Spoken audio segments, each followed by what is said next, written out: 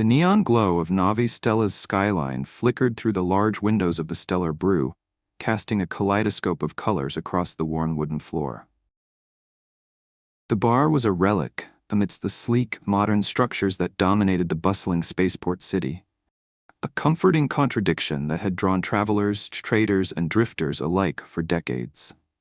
John leaned against the counter, polishing a glass with a rag that had seen better days, his sharp eyes scanning the room with a mixture of boredom and familiarity.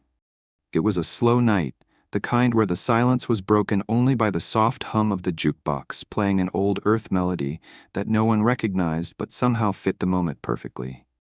The usual patrons had long since trickled out, leaving behind empty stools and half-finished drinks. John sighed, running a hand through his unruly dark hair, streaked with a hint of silver at the temples. He contemplated closing early when the door slid open with a soft hiss, and a solitary figure stepped inside. John straightened, curiosity piqued. The stranger was tall and cloaked in a dark, flowing garment that obscured most of their form.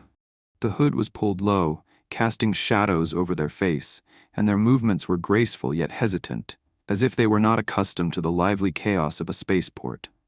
They made their way to a corner booth, the dimmest spot in the bar, and sat with a quiet elegance that didn't go unnoticed by John. There was an aura around the stranger, something ancient and melancholic that stirred John's instincts. He had seen countless faces pass through his bar, smugglers with secrets to hide, mercenaries with scars that told stories of battles lost and won, and wanderers searching for something they could never quite name. But this one felt different. John grabbed a menu and made his way over, his footsteps soft against the floorboards. He placed the menu on the table with a practiced smile that hid his curiosity. "Welcome to the Stellar Brew.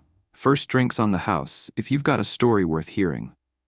The stranger chuckled softly, a sound that resonated deeper than it should have, sending a shiver down John's spine.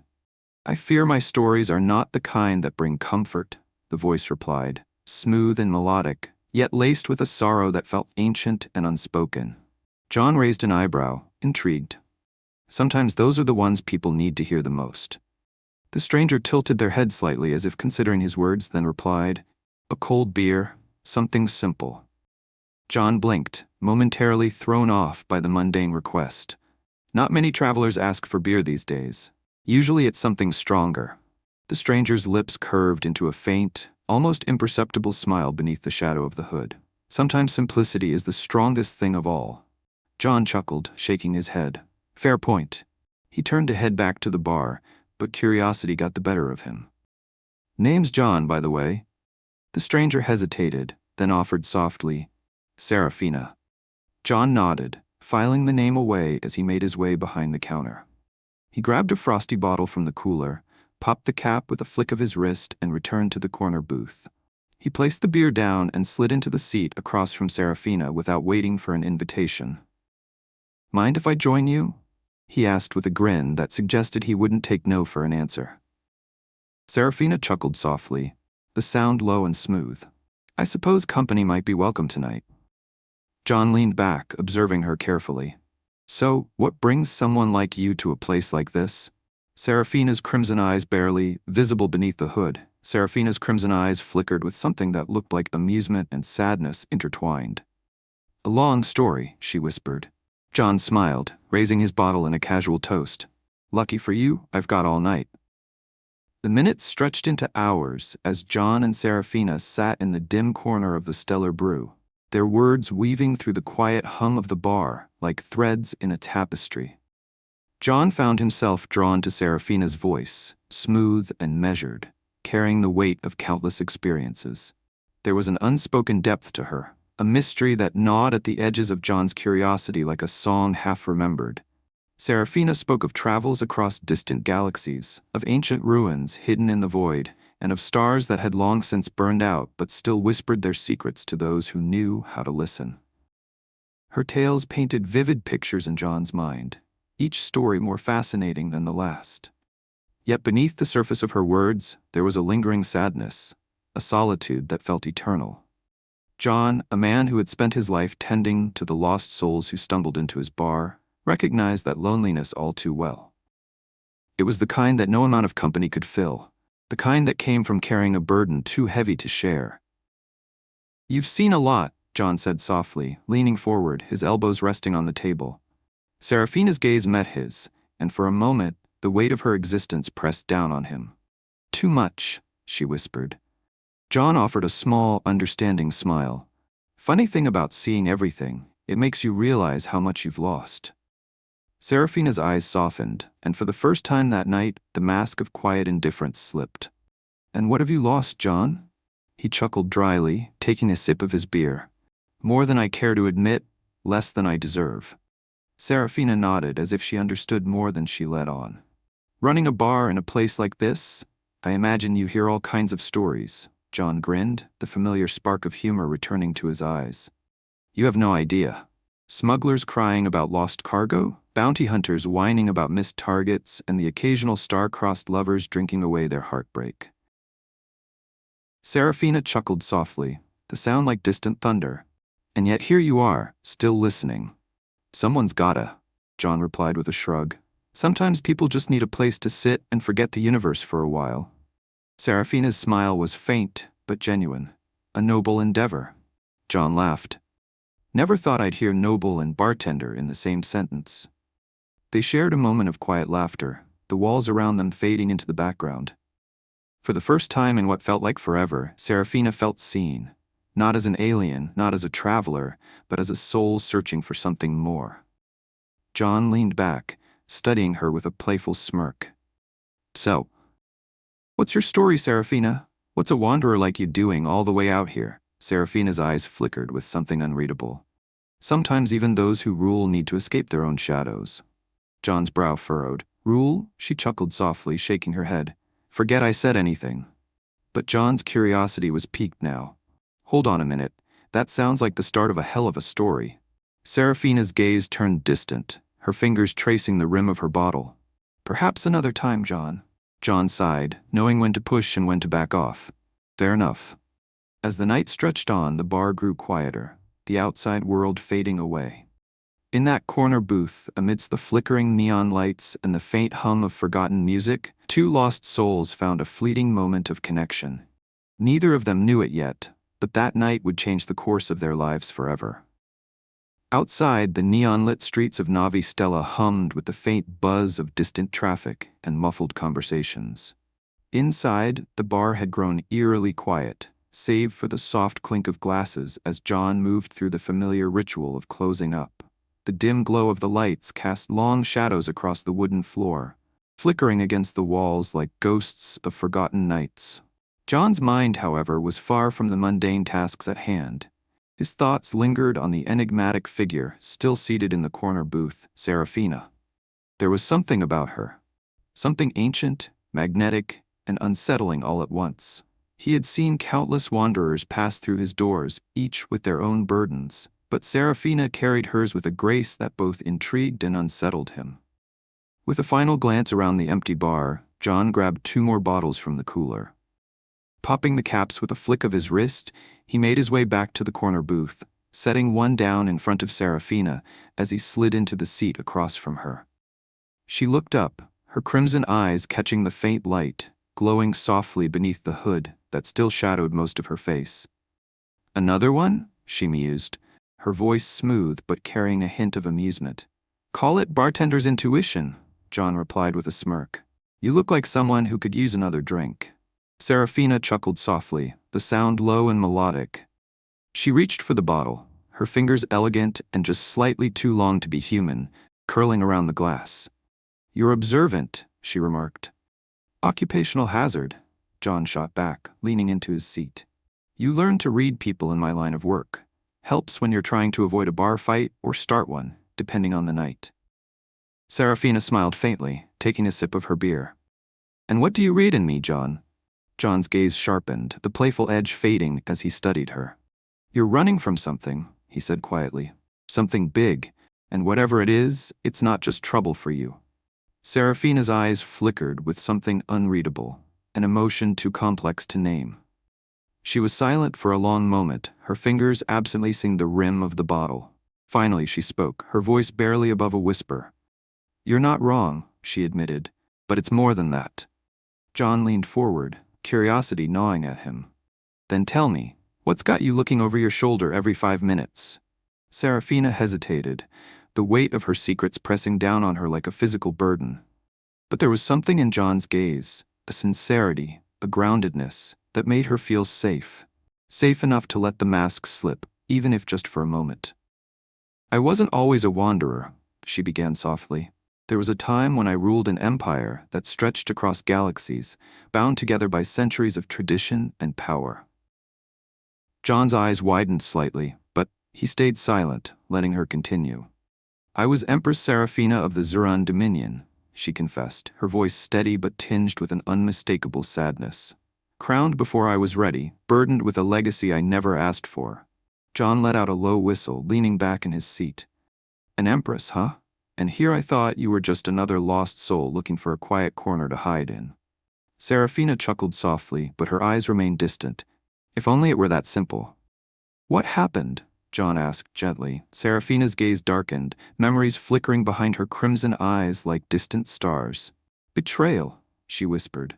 From those closest to me, they saw my compassion as weakness, my desire for peace as folly, my counsel, my advisors, even my own blood turned against me. I was exiled, left to wander the stars while they seized power for themselves. John exhaled slowly, running a hand through his hair. Damn, he muttered, that's rough. Serafina's lips twitched into a bitter smile. Power breeds envy, and envy breeds betrayal. John nodded slowly. So, what now? You planning on taking back your throne? She hesitated, her eyes meeting his with an intensity that made John's breath catch. I don't know, she admitted. For so long, I thought I wanted nothing more than to disappear, to be free of the weight of the crown. But now I'm not so sure. John leaned forward, his voice soft but firm.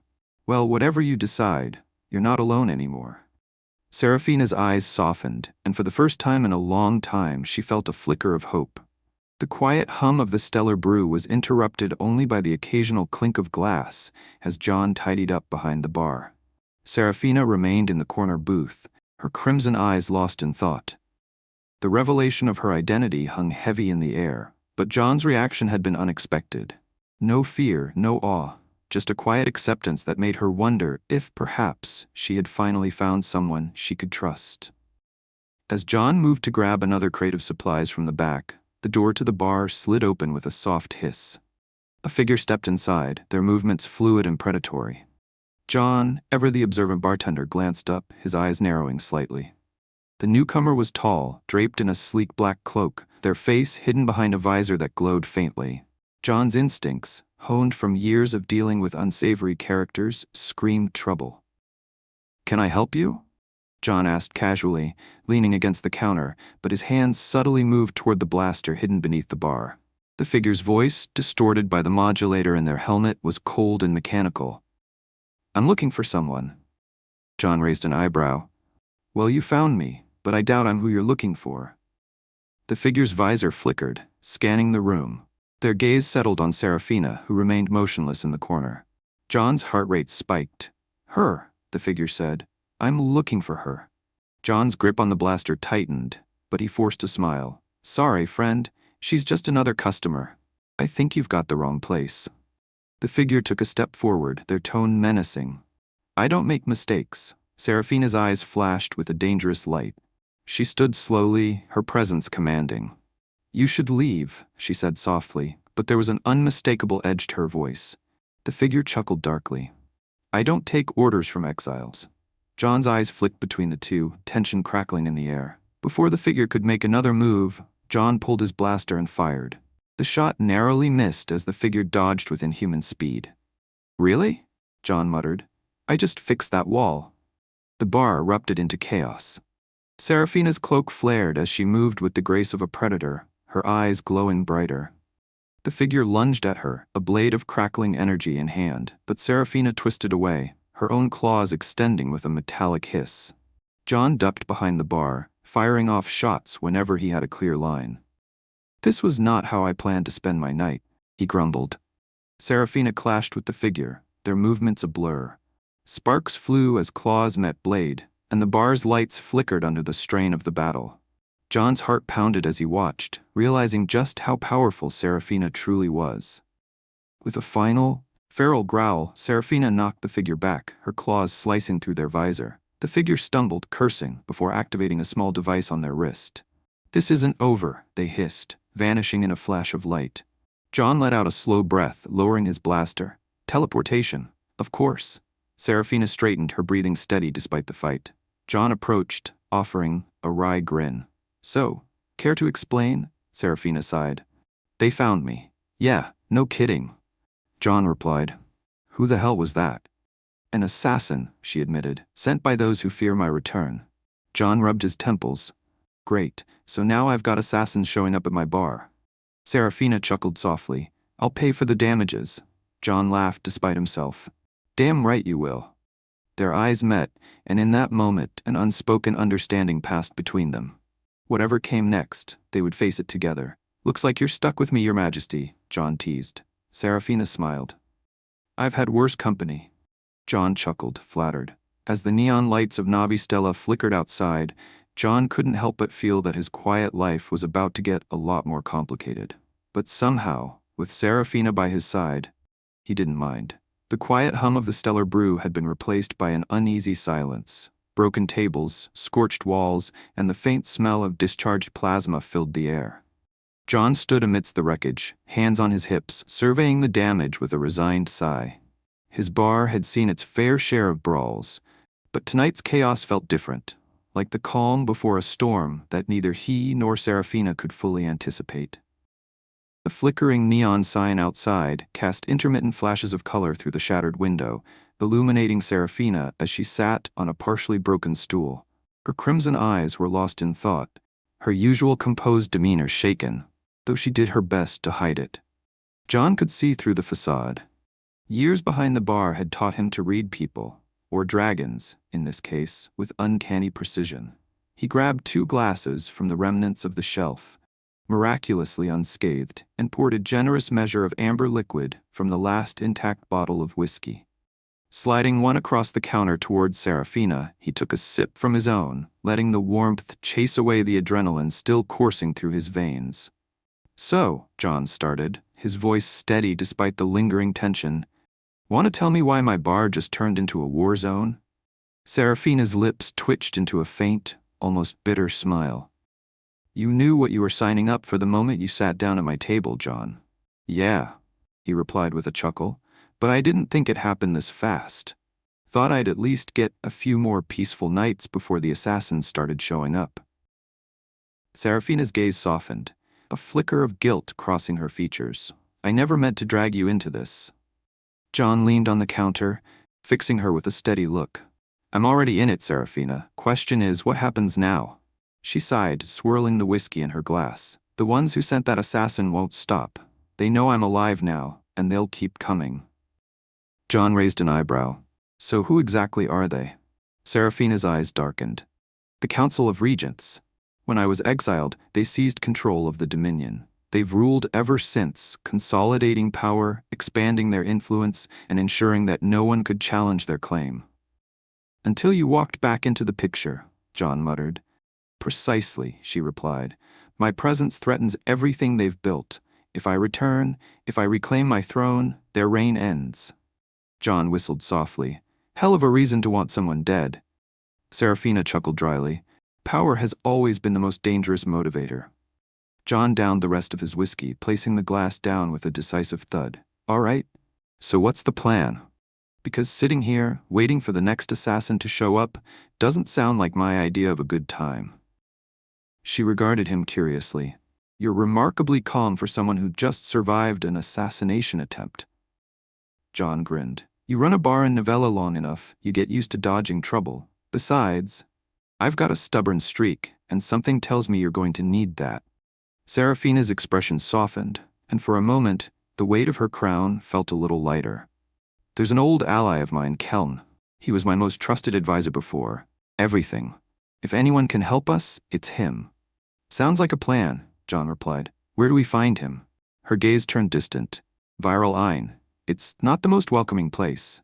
John chuckled. "Figures. Let me guess, pirates, smugglers, and all kinds of unsavory types?" Something like that, she replied with a smirk. Great, John muttered. Just another day in paradise. The journey to Viral Ain was tense but uneventful. Serafina's ship, the Ember Wive, was a marvel of Zanari engineering, sleek, fast, and armed to the teeth. John sat in the co-pilot's seat, fingers tapping restlessly on the console as the stars blurred past them in streaks of light. Serafina, ever composed, piloted the ship with ease, but John could sense the undercurrent of anxiety beneath her calm exterior. "Penny for your thoughts?" he asked softly. She smiled faintly. "Do humans still say that?" "Old habits," John replied with a shrug. "I'm thinking about Keln," she admitted. "Wondering if he's still the man I trusted." John nodded. "Time changes people, but trust, that's harder to break." She glanced at him, her crimson eyes softening. "You put a lot of faith in people, John." "Someone's gotta," he replied with a grin. As Viral Ain came into view, a sprawling, chaotic world of neon-lit cities and lawless zones. John felt a familiar thrill. Trouble was waiting for them, and he couldn't wait to meet it head-on. The city of Black Reach on Viral Ain was a labyrinth of narrow alleys, towering spires, and endless neon lights that flickered in and out like the pulse of a dying star. John and Serafina moved through the crowded streets, their eyes sharp and wary.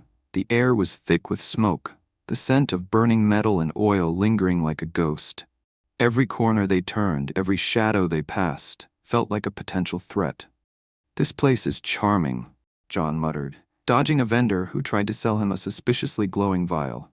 "Charming isn't the word I'd use," Serafina replied dryly. John chuckled. "So where do we find this Keln guy?" "An old cantina near the edge of the city," she replied.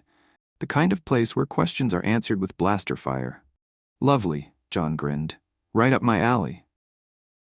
As they navigated the maze of streets, John's instincts flared. "We're being followed," he whispered. Serafina nodded subtly. "I know." They quickened their pace, weaving through the crowd until they reached the cantina, a dimly lit establishment buzzing with the murmur of countless conversations. The scent of stale alcohol and engine fuel filled the air.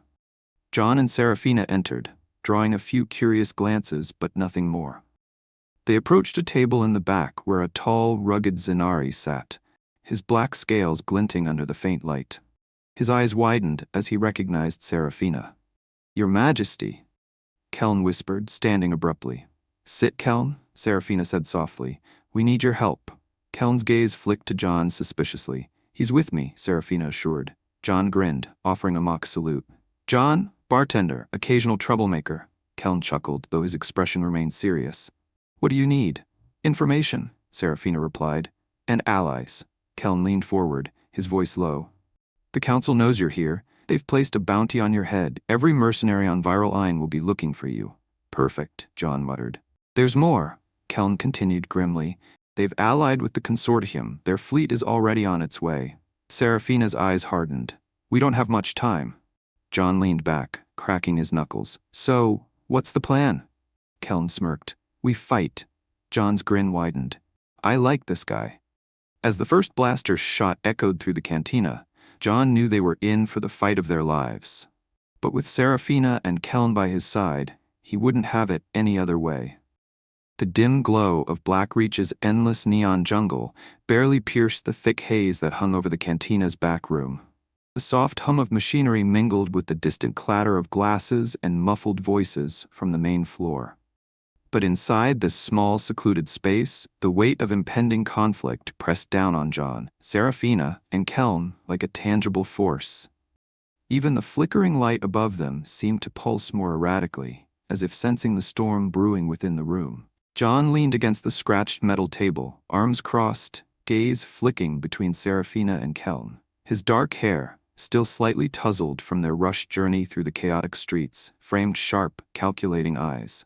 His blaster rested on his hip, within easy reach, a habit he'd picked up over the years behind the bar, where unpredictability was the only constant. Keln, once a trusted advisor, now a man caught between loyalty and survival, sat across from him. His black scales shimmered faintly in the low light, reflecting hints of violet and blue that danced like ripples on dark water. His molten gold eyes held a mixture of relief and worry as he regarded Serafina, who stood silently by the window, gaze lost in the labyrinth of lights beyond. "You know," John finally broke the silence, his voice low but steady, I was hoping for a quiet night. Maybe a drink or two. Definitely not a death sentence. Keln chuckled softly, though there was no humor in it.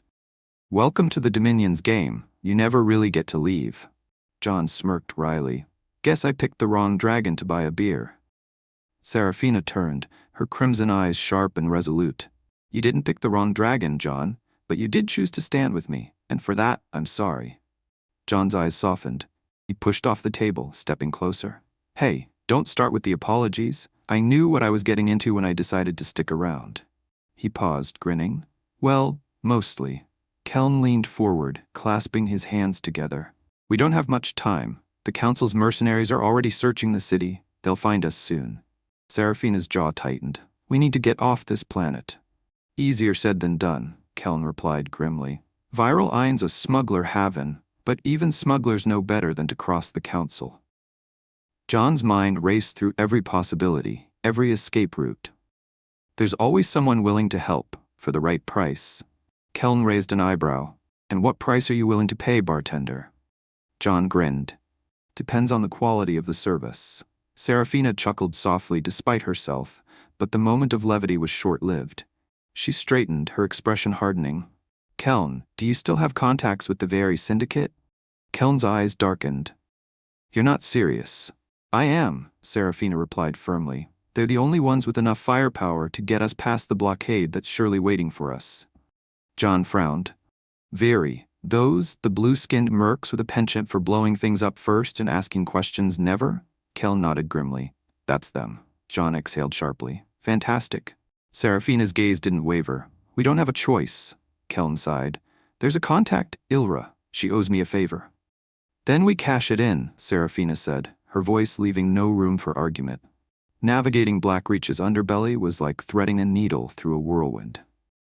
The narrow alleys twisted and turned without reason, every shadow feeling like a potential ambush.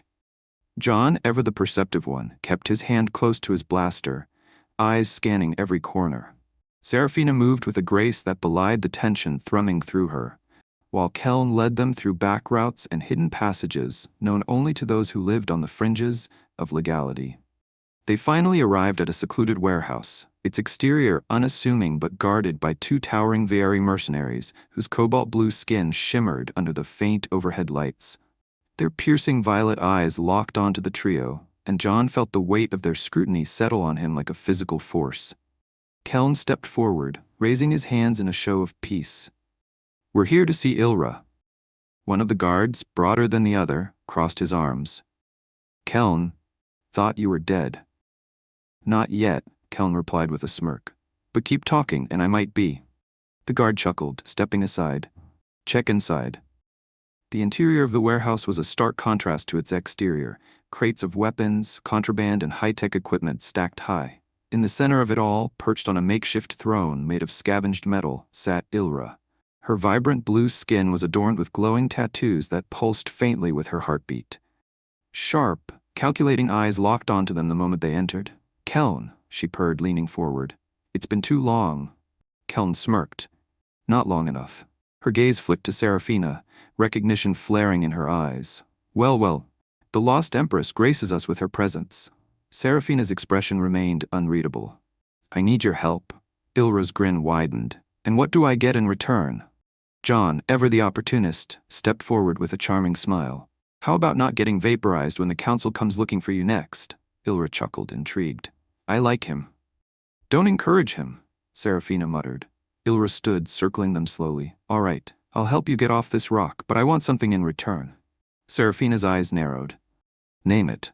Ilra's smile was sharp. When you take back your throne, I want a seat at the table. Keln tensed, but Seraphina nodded slowly. Done. John sighed softly. Really hoping that table's big enough for all these new friends we're making. As they prepared to leave, none of them noticed the small insect-like drone hovering just outside, its red eye blinking as it transmitted their location to an unknown source. The Emberwing hummed with anticipation, its engines thrumming softly. John settled into the co-pilot's seat, fingers dancing over the controls. Seraphina sat beside him, her expression calm, but her eyes burned with determination. Keln stood behind them, monitoring the ship's systems as they prepared for the most dangerous part of their journey, breaking through the Council's blockade.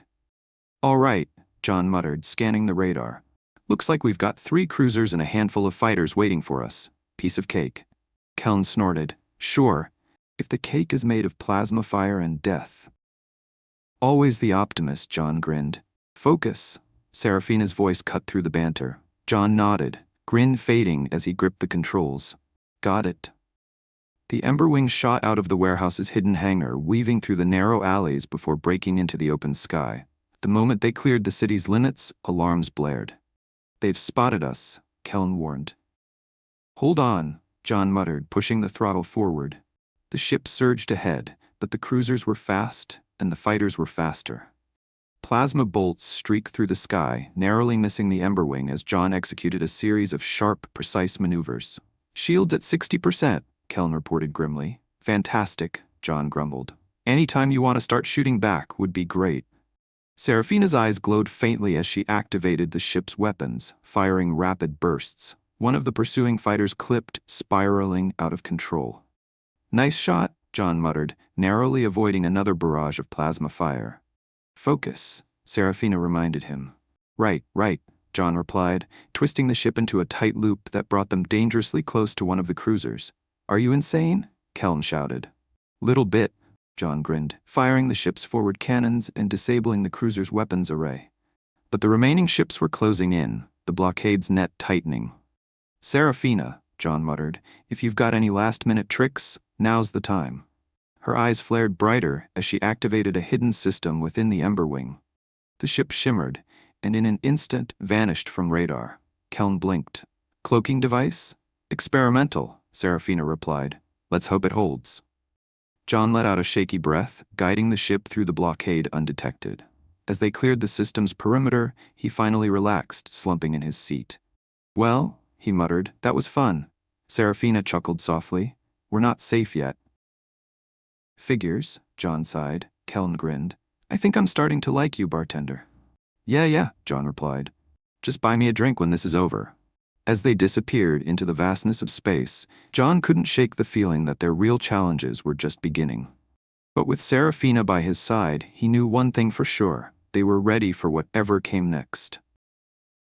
The stars stretched endlessly before them, distant, indifferent, as the Emberwing glided through the cold void of space.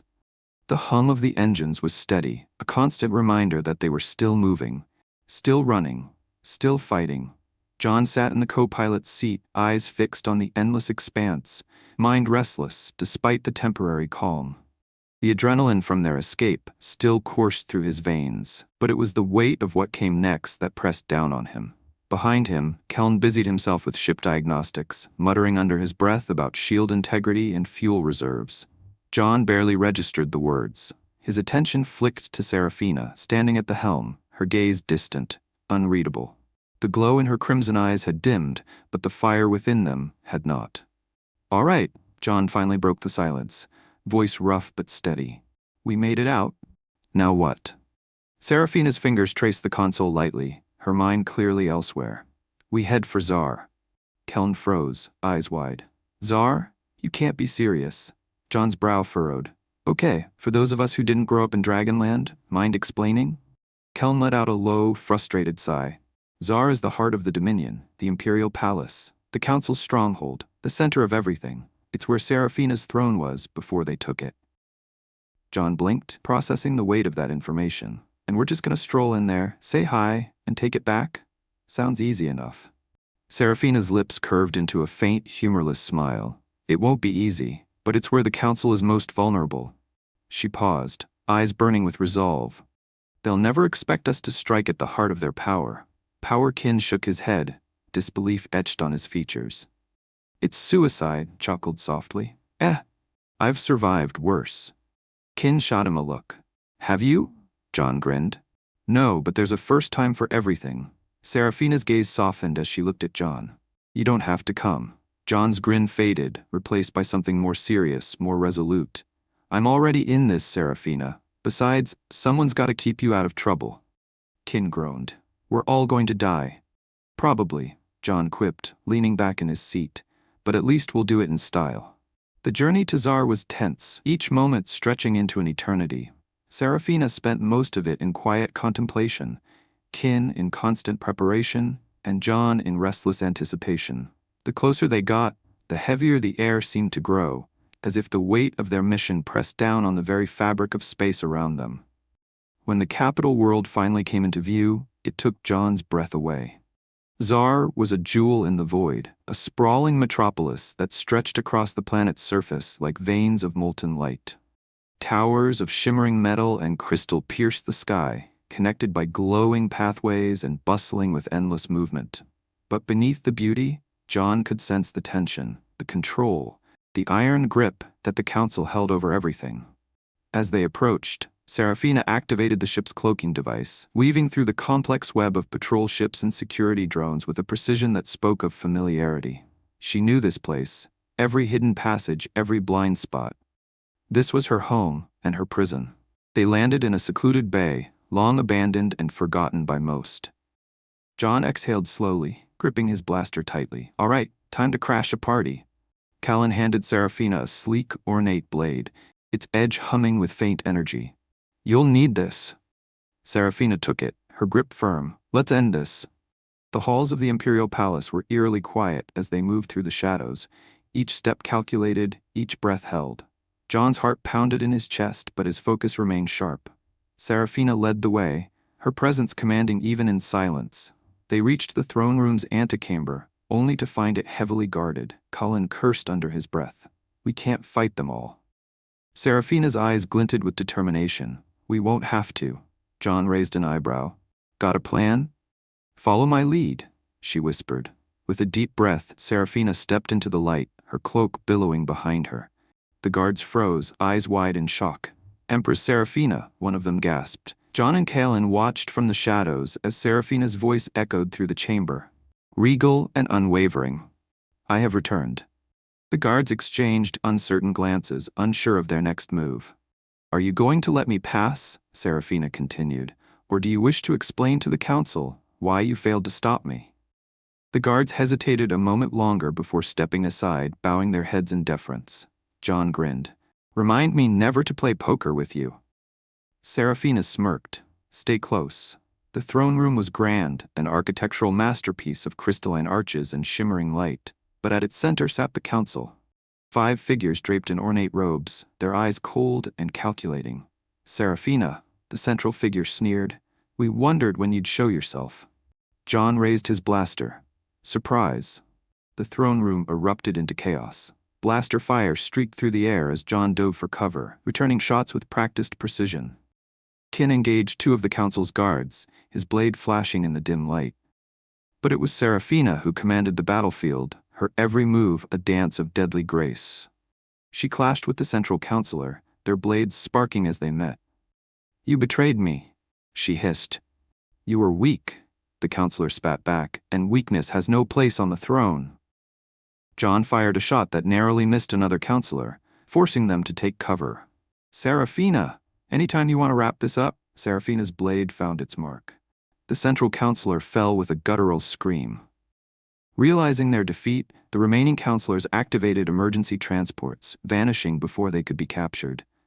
Callan panted, leaning against a pillar. "We did it," John chuckled breathlessly.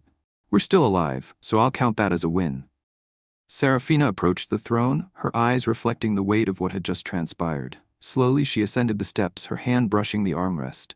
John watched her carefully. "So, what now?" She turned to him, a soft smile playing on her lips. "Now we rebuild." Callan smirked. "And you'll need a council for that." Serafina's gaze landed on John. "I have a position in mind." John blinked. "Wait, me? A cabinet post? You're joking." "I'm not," she replied softly. "You've proven your loyalty, your courage. I need someone I can trust." John chuckled. "I'm just a bartender." "You're more than that," Serafina whispered. "Stay with me." John's grin softened. "Guess my bar's going to need a new owner." Callan laughed. "I'll take good care of it." John rolled his eyes. "Great, don't burn it down." As Serafina took her place on the throne, John stood beside her, the weight of their journey settling on his shoulders. The bartender and the Empress. An unlikely duo, bound by fate, ready to face whatever the galaxy had in store. And somewhere in the endless expanse of stars, a neon sign flickered softly. The Stellar Brew. Closed for renovation.